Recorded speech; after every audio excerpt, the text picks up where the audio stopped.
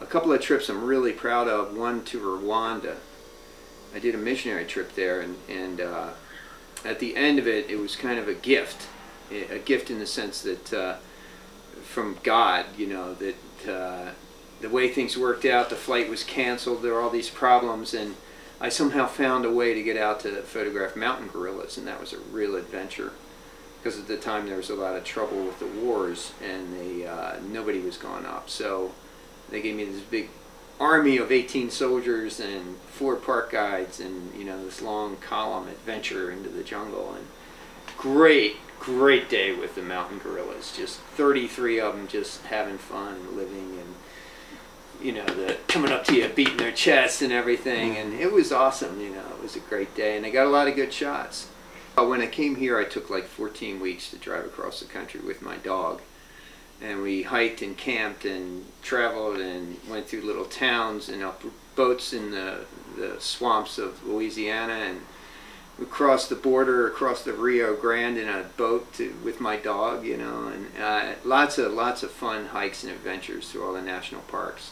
And I photographed him all the way because a story kind of came to me about him. And that story, his name was Mon Ami, and that's called The Adventures of Mon Ami. I wasn't a photographer all my life. I was actually 35 when I started shooting professionally, and I got a nice camera, and I started, I was doing graphic design advertising work at the time, and I just asked my clients, do you guys mind if I shoot some of the shots for this? And they said, go ahead.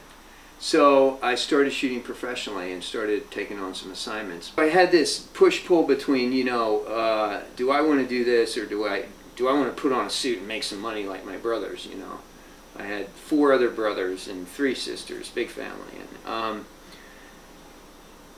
anyway, you know, I always had that battle, so I would wear the suit for a couple of years and work in business, and then I'd be out as an artist doing graphic design, and then photography. That was really fun when I was fully in photography, because I love getting photo shoots and going to islands on the eastern shore of Maryland and just, you know, tell a story, you know. I can't believe I'm getting paid to do this, you know.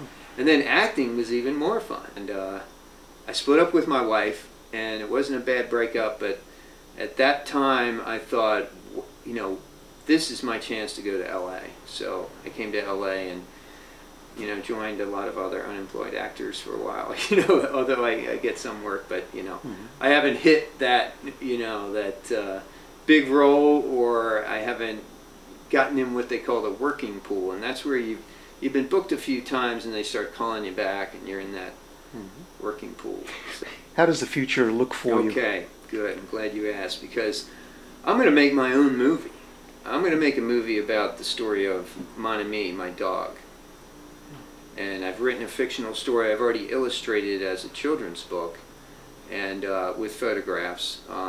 But I'm working on a treatment right now for a TV show and a film. And the TV show would be an episodic adventure of this dog. The passion's really gone strong right now. And the reason is, as you know, my dog died. And he was just an amazing dog, and I knew that he wasn't going to live forever. So right now I'm pulling a team together to do a film short. We're writing a treatment, and then we're going to do a film short.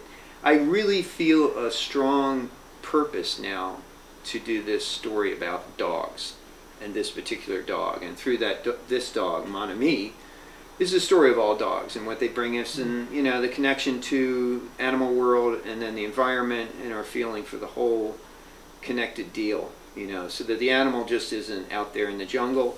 The animal's in your house, you know. I find that, you know, my dog always connected me with, you know, that greater connection to everything else.